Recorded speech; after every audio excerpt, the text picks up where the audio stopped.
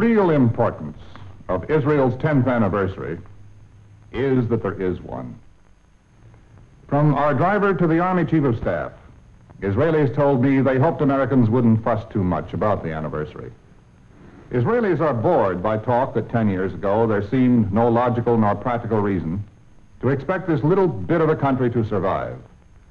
They had no doubts, and not having doubted then, they see no reason for wonder now. They see no reason because they are themselves the reason. They're also the subject of this report. Other subjects already adequately treated are left out. The continuing war with the Arabs, the lopsided economy, the practical and moral problem of the Arab refugees, the religious questions, the political questions, the diplomatic questions. Important as these matters are, they seem less so than the people themselves. Humanity has been the country's chief resource over the last 10 years, and will be for the next 10, and as far beyond as the mind can imagine. The very proclamation of a free, independent republic, May 10th, 1948, had written into it the principle that any Jew from any land could demand admission as a matter of right. The immigration of hundreds of thousands has been Israel's biggest problem and her first asset. The problem has been to absorb and unite people coming in great numbers from a staggering diversity of backgrounds, of culture, in fact, of civilization. The asset has been the people themselves, from the most sophisticated nuclear physicist born and educated in Berlin to the primitive, unlettered youth brought up in a cave in Morocco, arriving ignorant of Hebrew, illiterate in his native Arabic, and unused to such amenities as telephones, newspapers, and running water. Israel's chief instrument for unifying this diversity is the army, military service. It teaches Hebrew and how to read and write and make a bed. A young man from Yemen who once knew no faster transportation than a camel comes out of service, an airplane mechanic. The country has one other important means of unification, public attitude. Israeli children are taught that the newcomers, even the impoverished primitive ones, are not their inferiors, but their trust. The word used is not immigration, but ingathering, itself a symbol of men, many long dead, who fashioned an impractical idea and saw it through to fruition by the sheer weight of human will. A few of them lived to see the state founded. Among these, Chaim Weizmann, doctor of chemistry. For 50 years, famed for his chemical substitutes for scarce raw materials. In his last years, when he was Israel's first president, he said, "We have the best of all raw materials, a good population."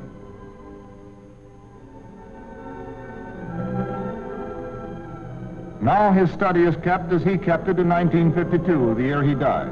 The pages of the daybook of that year are still turned.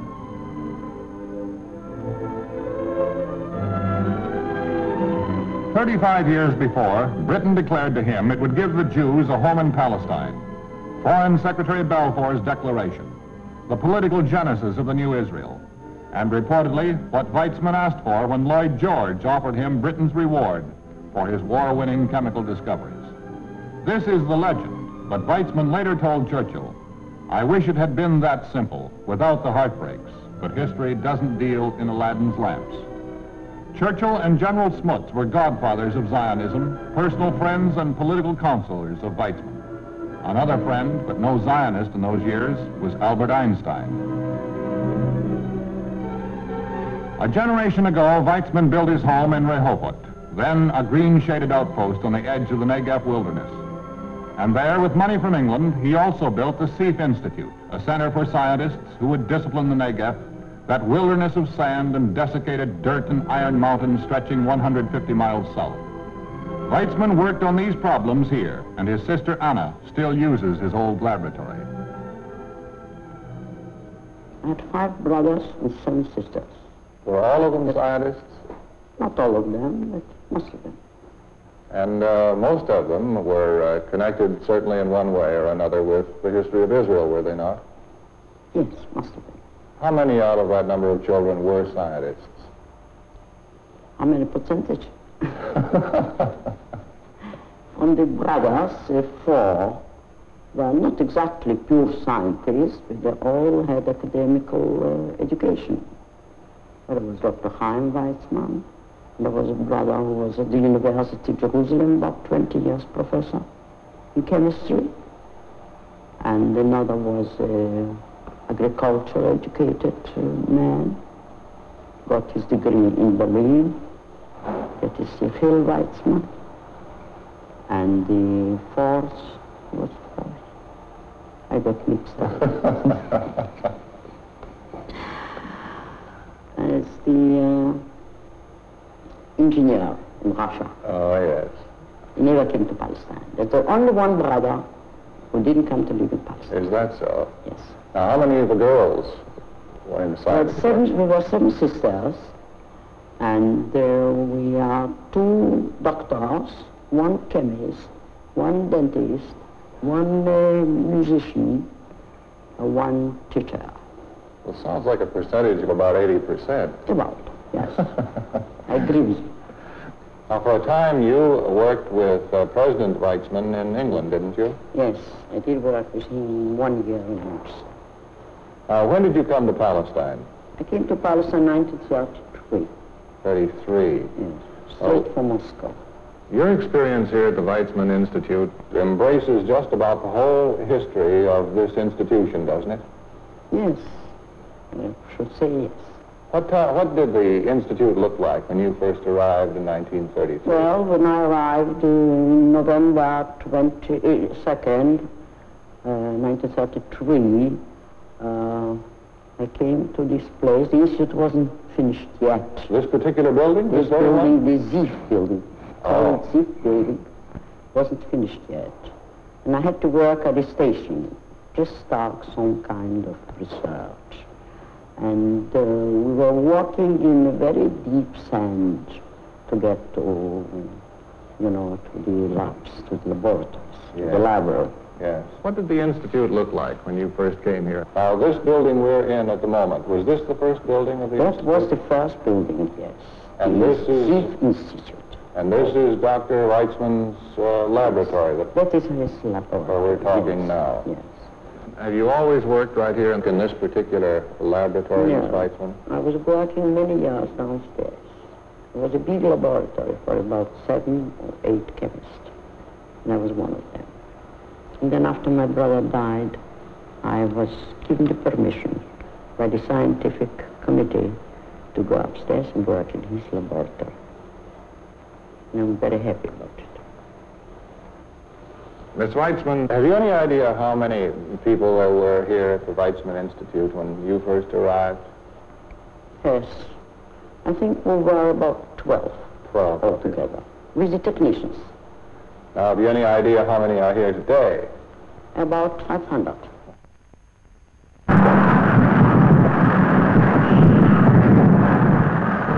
Weitzmann wrote, "When the Institute was built, it looked as if we were going to sink in a sea of sand. So I set about to build roads, to plant trees, and lay out lawns." 10 years after he built the Institute, he was asked what he wanted for a 70th birthday present. He replied, "Build it bigger."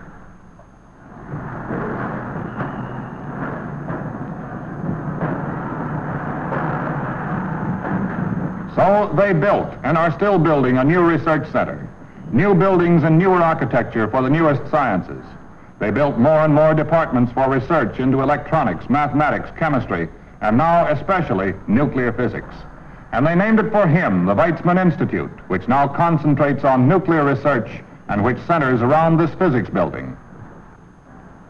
Israel's future is coiled in the heart of matter, a land of little oil, less water energy, and no coal. So she uncovers and uncages the newest power source. But she must get her nuclear power from low energy sources, like unenriched natural uranium and heavy water. In these buildings, she makes all the world's supply of high-quality heavy water, makes it with a process invented by Dr. Israel Dostrovsky, head of isotope research at Weizmann Institute. Dostrovsky's new interest is the heavy oxygen isotopes, also manufactured here, for use in medicine and industry and in pure research. We don't have to export technology, we export a product, certainly, which we make by this technology. Dr. Dostrovsky, what is it you're doing here? Well, this is a plant for concentrating the heavy isotopes of oxygen. There are 2 of them. There's the 017 as we call it, and 018. Both of them rather rare and are present in water. And the plant you see here is designed for enriching them almost to purity. Am I correct in saying this is the heavy oxygen plant? Is that right? You're quite correct. That's it. That's what we call it. And what kind of market is there throughout the world for this product you fashion here? Well, this stuff is used mostly by pure scientists. And as such, of course, the amount is not in tons, but in grams or kilograms at most. Yes. We use half of it ourselves, and the rest we supply to whoever needs it in all parts of the world. But isn't it true that about 90% of the world's supply is made right here? That's right. That's about it, yes. Israel's scientists have solved the problem of making heavy water, but her farmers daily face the problem of natural water. Israel is like a Japanese garden, many landscapes in a tiny land. Around Galilee in the north and on the coastal plains near Tel Aviv, the plains of Sharon and of Judea, it is a land of grapevines, of wheat and barley and fig trees, the crops of ancient Israel. And the new fruits of the new Israel, tomatoes and oranges, grapefruit and bananas. But Israel's rainy season is short, its summers hot and long, and the sprinklers are the sound of summer.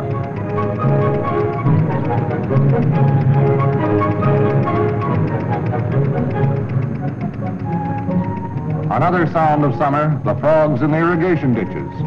With sprinklers and irrigation and sweat, the desert has been pushed 50 miles south of Rehoboth since Weitzman built his home there. For 1,000 years, the seared, gritty soil was merely scratched with sharpened sticks by a few Arabs. Now it's reborn with water brought south from the Yukon River. From Rehoboth to Beersheba, it has become a rolling plain of alfalfa and other fodders, of grain and corn and melons. Balers, reapers, and diskers have fattened the soil wasted by wind and water in centuries of abandon.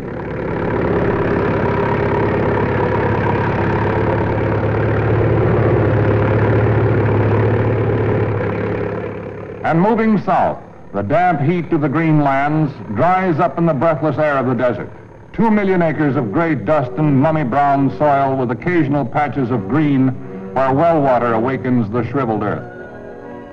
In 3 years, the pipeline has been stretched from Tel Aviv to end in a pool outside Beersheba. Beersheba, where God promised Isaac he would bless and multiply his descendants, which for a millennium was an oasis drowsing in the depths of the desert, a market center and a watering place for Bedouins. Now it is what Rehoboth was a generation past, the outpost on the brink of the wilderness. And in less than another generation, Israel promises it'll tame the desert's last 100 miles all the way to the Red Sea, the long way that the new Negev highway runs. 2 pipes are being laid for the second stage of the Yukon River project to be joined up this year to bring another 200 million cubic meters of water annually to the wilderness where Isaiah said, "Waters shall break forth and streams in the desert, and a highway and a way shall be there."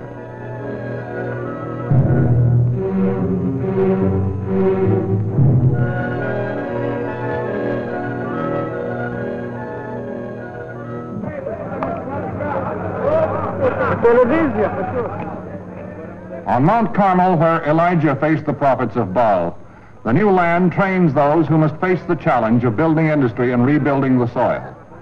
3,000 students at the Technion, Israel's Institute of Technology in Haifa, the nation's only source of domestically trained engineers and technologists. Even its greenest graduate doesn't stand and wait for a job or in a long apprenticeship. All are plunged into the building of the country. In the early pioneering days, when Israel needed roads and houses first, the Technion concentrated on courses in civil engineering and courses in architecture like this one, still crowded because Israel's immigrants, 80,000 a year, are always demanding shelter.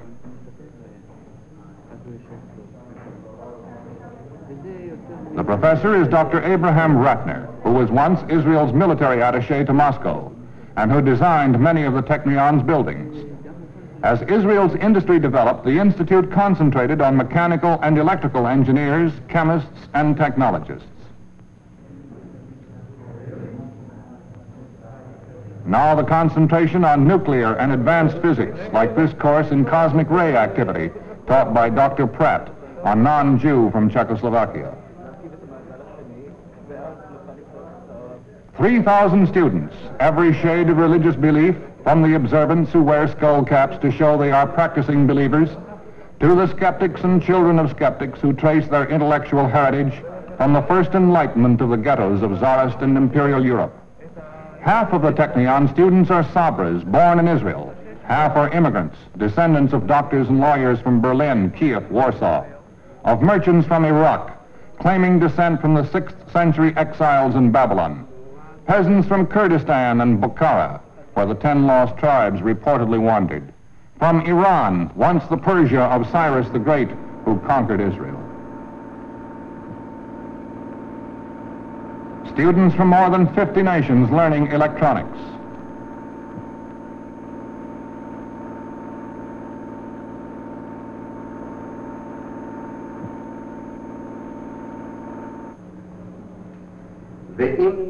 And advanced mathematics.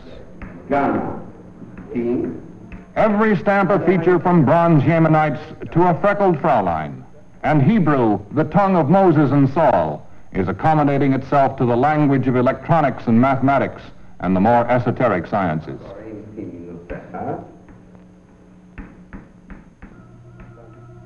Founded in Midtown Haifa in 1912, the Technion has burst forth in size and energy so much in the last 10 years that it's now moving up into a new $20 million campus on Mount Carmel. Behind it is Haifa, Israel's industrial center, marked by the giant refinery with its cooling vats like huge concrete milk bottles. Israel's other center of higher learning, the Hebrew University, born during the First World War and reborn after Israel's War of Liberation. Its new campus is being built high on a stony hillside in the Israeli sector of Jerusalem.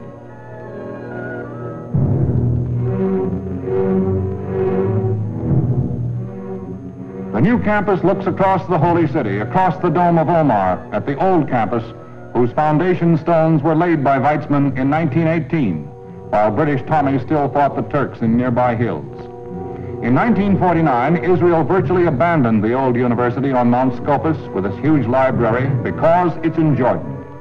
5 miles away is as close as a visitor gets, far for even a telescopic lens, and in the lens, a bullet-pocked sentry post on the border between Israel and Jordan, still at war.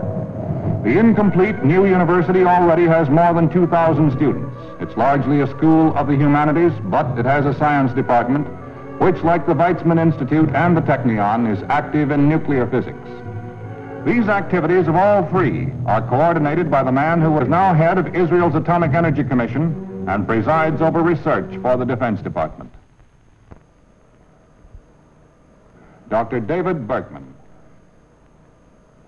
We are beset with so many difficulties and we have so many technical problems that we have to apply everything we can learn from science, from technology. We are a country of immigration. We are a country where the frontiers are not yet safe. We are trying to create a modern civilization in a place where there are very little natural resources, where half of the country is desert, and where we have still a very sparse population. And therefore, we cannot imitate the other countries where science has gradually evolved from empirical, technological knowledge. Dr. Bergman, what are some of these problems of Israel that demand this application of science and technology? Well, if you want a very short answer, I think the problem of the country is the resettlement, the reclamation of the Negev. In this project of taming the Negev, can you see any progress in the past 10 years? Very definitely so. Even if you compare the road from Rehovot to Beersheba 3 years ago and today, 3 years ago you had still long stretches of barren land. Today everything is green. You have now some factories in the Negev. You have the copper works, you have the phosphates works, which have become a very important part of our economy. You have the port of Eilat. And some weeks ago, we have been at a very fascinating place, a new settlement in the middle of nothing, of a few young people who found a place where there is some water. And within a very short time, they transformed this particular part of the most barren land of, on Earth, at least as far as we know, into an oasis where they grow everything from tomatoes to dates and to chicken. You can see then strips of green making inroads into the desert. Can. They are, if you let me put it like this, you need two liquids in order to make the Negev into an inhabitable area, and that is water and sweat. Let's talk about this water and the need for water in the Negev. Where in the world is that going to come from? We are now trying to utilize more reasonably than it has ever been done the rainwater, which in the winter comes in torrents from the mountains and usually goes into the Mediterranean without any utilization. And we are bringing now already some of the water from the northern part of the countries in big pipelines to the Negev. But of course the real solution of the problem is not neither the one nor the other. The real solution of the problem is to find a method for desalting the one great quantity reservoir of water which there is, and that is the sea. We are trying to find some methods which are economically feasible under our conditions. We are trying to work on the freezing of salt water instead of the distillation which everybody uses, and we are also working a bit on methods which have been developed recently in Holland and England and South Africa, the use of membranes for the desalting of water, membranes which let the water pass and keep back the salt. But we do not know yet whether these things are more than dreams of the scientists. They are really economically feasible, but we'll know within some time. Professor Bergman, here you have a tiny country, one that's fighting for its very existence, surrounded by unfriendly neighbors.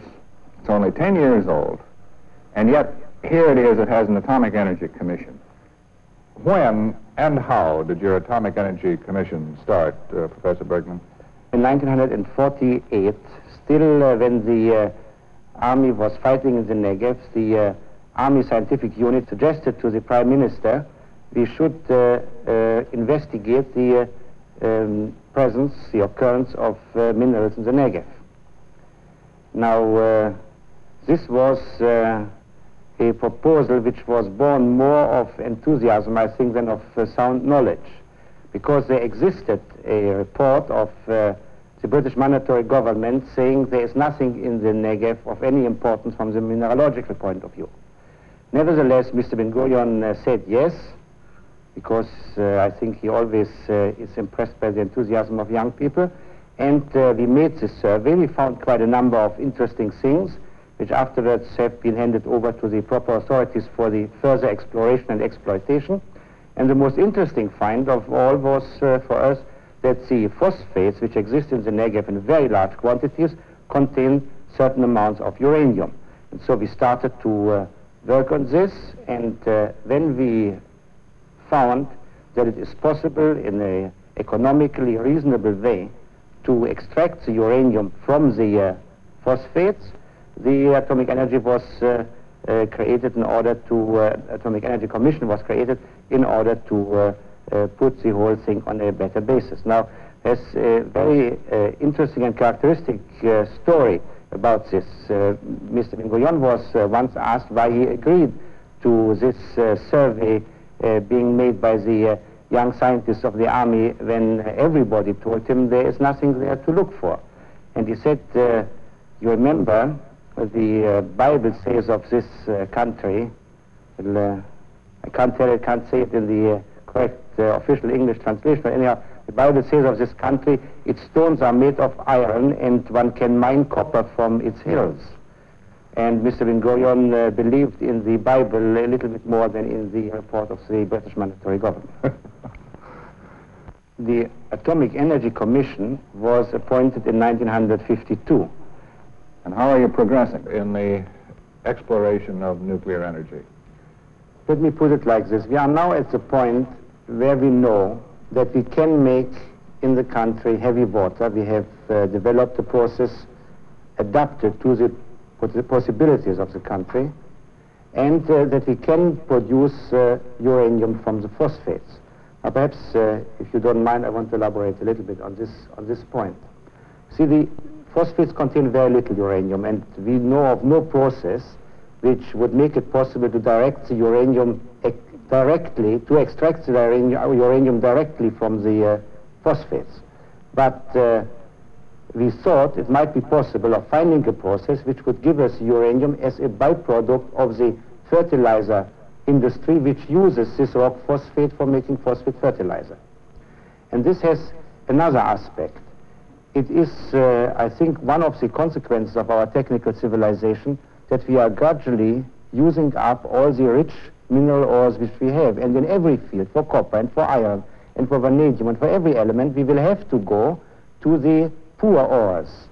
And in order to exploit them, we will have to work out new processes. And therefore, we thought if we go for the exploration of the possibilities of making uranium from such a poor ore as the phosphates are, we might do something of pioneering nature even for many other problems. Now, as I said, we know now we can make these two raw materials for atomic energy, and we are this year getting a reactor from the United States, which one calls the swimming pool type reactor, which is a reactor only destined to do research and especially to teach people, because this at the present moment is our most important problem, to have enough young people who understand the problems and the technique of atomic energy so that we can go on from here. But of course, as we are impatient people, we are thinking much farther.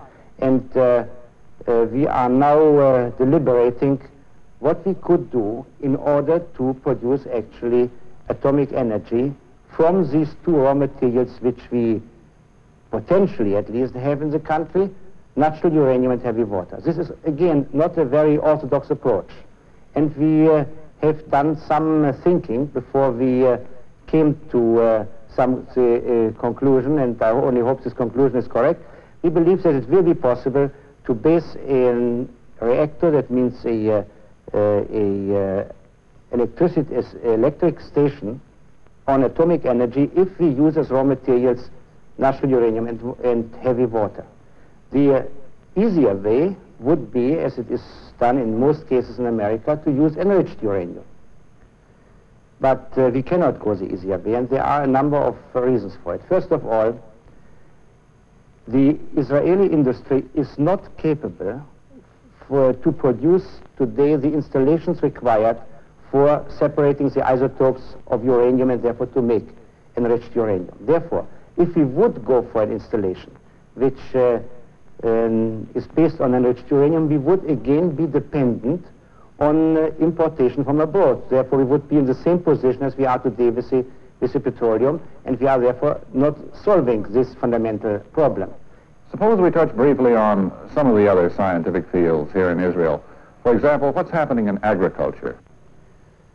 In agriculture, perhaps more than in other fields, the concentration on the Negev is very great. The question of whether it is possible at all to reclaim the very peculiar soil of the Negev, the highly eroded soil of the Negev. What plants are adaptable to the desert conditions. Then some very interesting work is going on a question which, as far as we know, has never been investigated anywhere else. The question, how much water actually a plant needs. I think a peasant has a certain tradition of irrigating his crops, and I don't think he thinks very much how much he should give and how much not.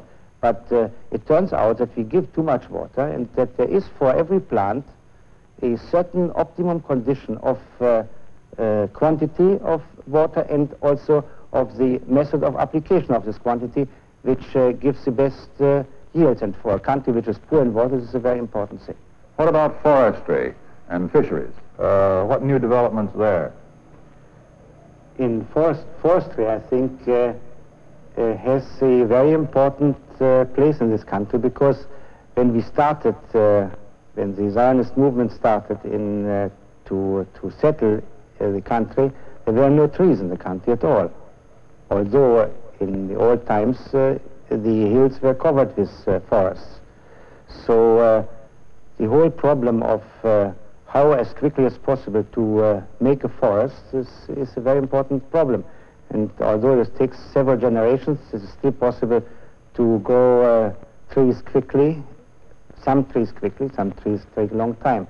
You have probably seen all along the roads in this country, you have eucalyptus trees. This is one of the traditional trees, because at a time when there were large marshes in this country, the eucalyptus tree was used not only because it's a tree, but also because it needs a lot of water and therefore helps drying the marshes. But now we are experimenting with all kinds of trees, even trees which may be adaptable to the desert conditions. There are such trees. With regard to fish, fish has until now been one of the main sources of protein in our food. So we have a fish growing industry, mainly a carp growing industry, which is growing fish in artificial ponds. And this is, mind you, a very important scientific problem. It is very complicated to satisfy the fish so that they should grow well. In addition to that, there are some curious diseases which the fish have, and only the scientists have been able to combat them. Now, we've talked about two of your jobs, Professor Bergman, your work with the Atomic Energy Commission and your work with the scientific department under the Ministry of Defense. Now, you wear a third hat, as we say in the United States, and you work with the university. Now, what do you do there? I'm a professor of organic chemistry, and although my other two occupations are normally quite sufficient to fill one's day, I think the teaching of the young generation is such an important task in this country that one cannot say no if one is asked to become a professor, apart from the great honor it is to be a professor at the university. And I am very pleased with it, not only because the university gives me a little bit of possibility to do some research myself, and I would, for nothing in the world, give up doing some research with my hands. I think it's, as I said before, it's a great satisfaction to see the young generation in this country, which is very eager to learn, so much so that the available space at the university and at the Technion is not sufficient for the people who want to come and study. We have, for instance, every year about 200 people who want to study chemistry. We only take 50 students. Of course, this is very bad for the country because we need more chemists, but it's excellent for the professors because we get so good students that we have no difficulties with them. I don't know whether you know it or not, but there's a considerable furor going on in the United States about our education system. Scientists are particularly critical. Are you pleased with the Israeli school system? Is it developing the kind of young potential scientists you would like to see? I am very pleased with the school system insofar as I have the impression that the human material which we get at the university is an excellent one. I do not think that in Israel or in any country today the students are learning enough. In my opinion, one cannot be proficient in the technical sciences if one doesn't know a lot of facts. And this cannot be cannot be compensated by being a good citizen or a man of good character. Unless you know the facts, you cannot be a scientist.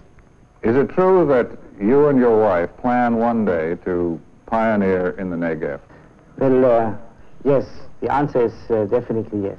I believe that unless the scientists go to the Negev, the intelligentsia of the country will go to the Negev cannot be settled properly, and certainly if we do not go there, we cannot ask anybody else to go there. I think that if we really go for a larger reactor, as I am sure we will, this will have to be built in the Negev. And then I think around this we will have to build up a scientist colony. And I think if we don't go first, we can't ask anybody else to go.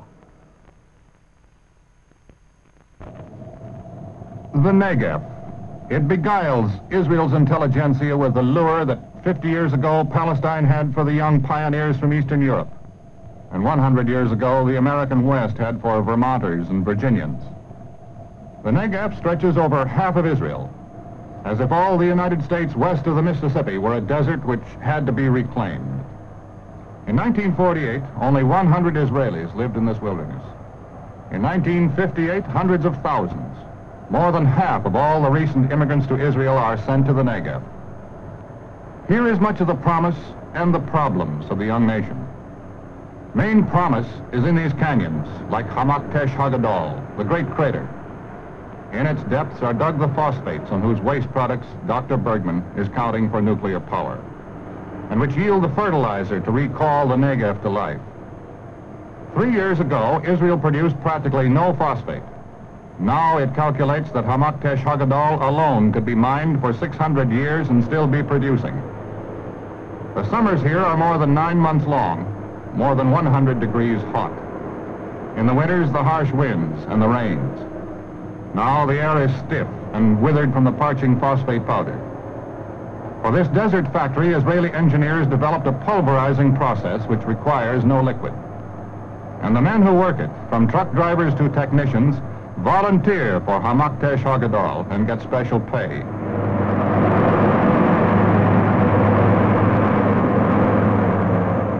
The youth in shorts is a geology student, born and trained in Israel. The steam shovel operator left Yugoslavia with his family and no money.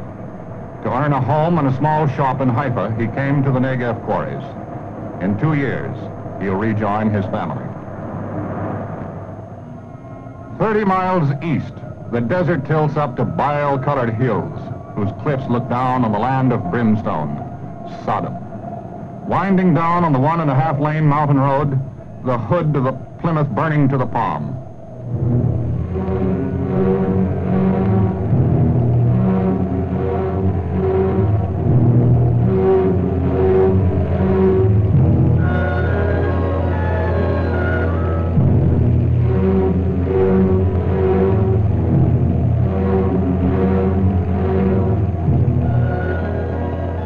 Winding down more than 1,000 feet to sea level, then dropping another 1,000 feet below. Down to the Dead Sea, lapping thickly, evaporating forever in a mist over the Jordan Mountains like the smoke of a furnace. Here, Lot's wife was turned into a pillar of salt when she looked back, as the Lord destroyed the city and all the inhabitants and what grew on the ground.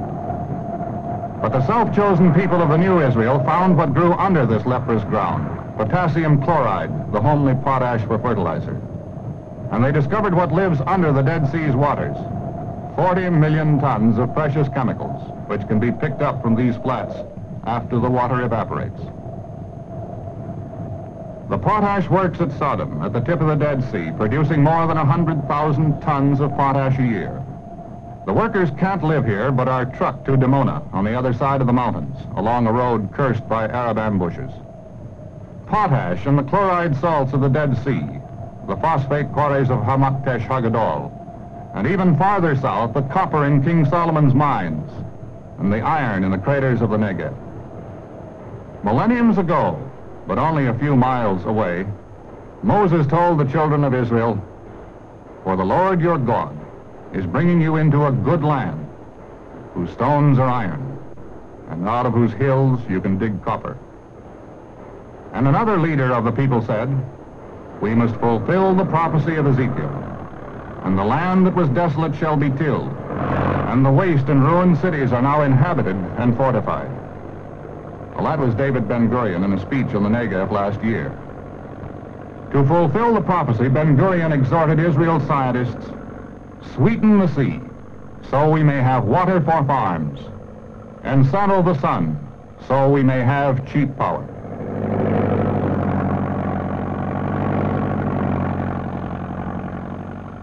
The scientists are working the beginning of such miracles, and others like growing this tree with no water, except a few drops of rain. The scientists at this Institute for Arid Zone Research in Beersheba and other Israeli scientists have built a refrigerator run by the rays of the sun.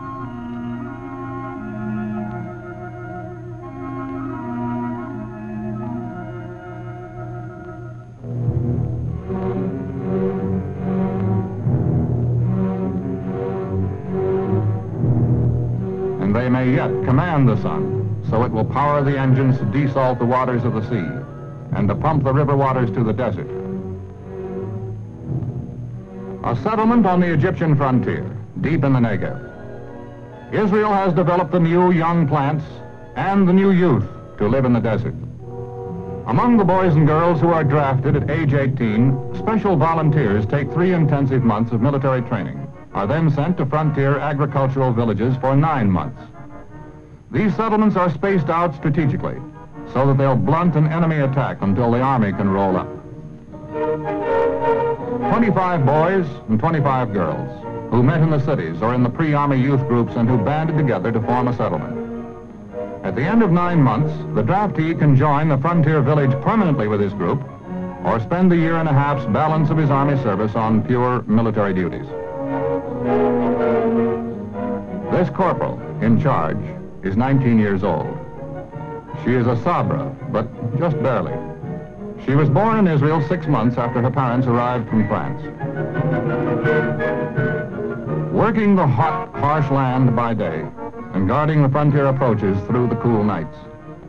These youths have beaten off Egyptian marauders in several firefights, both in their watchings by night and during their daily work in the fields.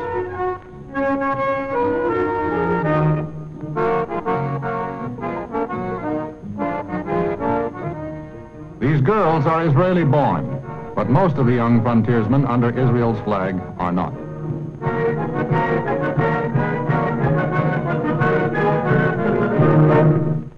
I would like to find out where a few of these boys and girls are from. From Morocco. From Istanbul, Turkey. From Iraq. From Israel.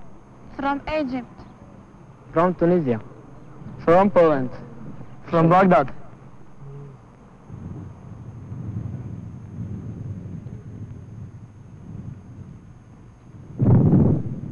Israel is a full-fledged modern state, complete with official guides who want visitors to talk only to the men at the top. As the young people marched fully armed down into the fields, we found we had to talk to a civilian official from Tel Aviv, a conversation closed in words sometimes too large to be useful. Mr. Ilan, what is the derivation of the word Nahal? The word Nahal is derived from 3 Hebrew words meaning fighting, pioneering, youth. And as its name implies, it is that unique formation within the Israeli army which combines military functions with pioneering ones, especially the settling of the land. Now, this particular post right here is quite near the Egyptian frontier, isn't it? It is not far from where many of the activities of the Sinai campaign took place. Yes. Have you ever had any trouble at this particular post? At this post, there have been infiltrators and Fedayun, so-called Egyptian suicide squads who came in for purposes of sabotage. About 1.5 years ago, up until the Sinai campaign. Up to the Sinai campaign. That is barbed wire down there and minefields? You have the usual defenses, barbed wire, minefields. Uh-huh. And you can call for air support and other ground support if you need it? Naturally, they are connected in the usual fashion with military headquarters. I see. Now, about the agricultural aspect of this, this patch of green that we can see down here, what is this, largely experimental?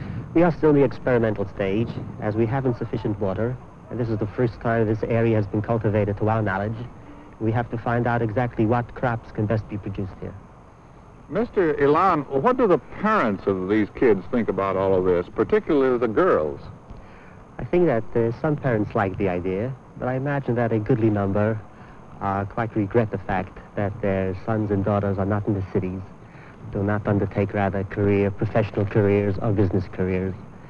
But I think that even those that sigh and regret eventually are proud of their children's exploit, even though they are probably feel somewhat insecure that their children are in outlying settlements in dangerous areas under primitive conditions. Now, in the agricultural aspect of Nahal, can either a boy or a girl drop out at any time if they wish? Yes, being a member of a agricultural nucleus is completely voluntary. That doesn't mean they can drop out of military service, No. but they can drop out of this particular unit with the particular colonizing work done by this unit. Now, let's suppose that this really gets going and it starts flourishing, And in 3 or 4 or 5 years, it's green and lovely. Now, would the Army at that time ever consider pulling out and turning this over to a civilian group? Oh, definitely. The work of the Army here is temporary, laying the foundations for a settlement. Once these foundations have been laid and the security and the agricultural conditions well prepared, then a civilian settlement and a civilian group will undertake the task of living here permanently. But even then, that civilian group will probably be a youth group which has received its education and preliminary military training in the Nahal. In other words, you expect some of these very same boys or girls to stay on here permanently? That depends how long it takes. If it, let us say, it will take within a year or two, this group will probably remain. 4 or 5 years, one of the groups which will relieve them in this spot will then be the permanent settlers. These children have beaten off the enemy and have beaten the desert by showing its soil can be made fertile with a little well water. Now they await rivers of water from the north.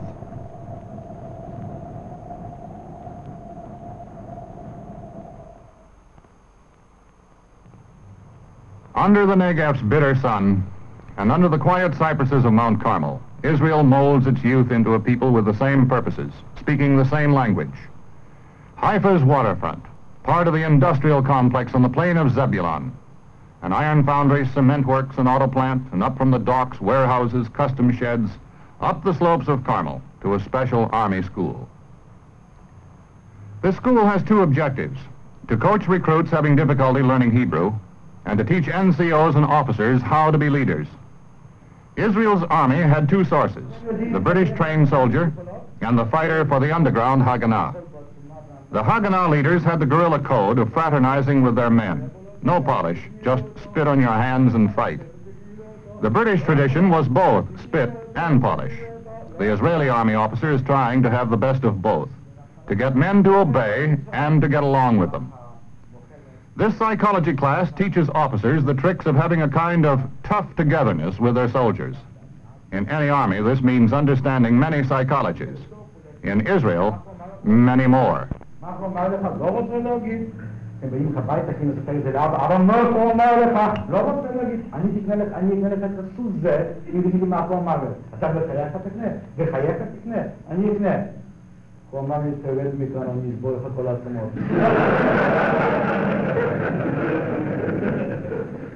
Marcus Camp.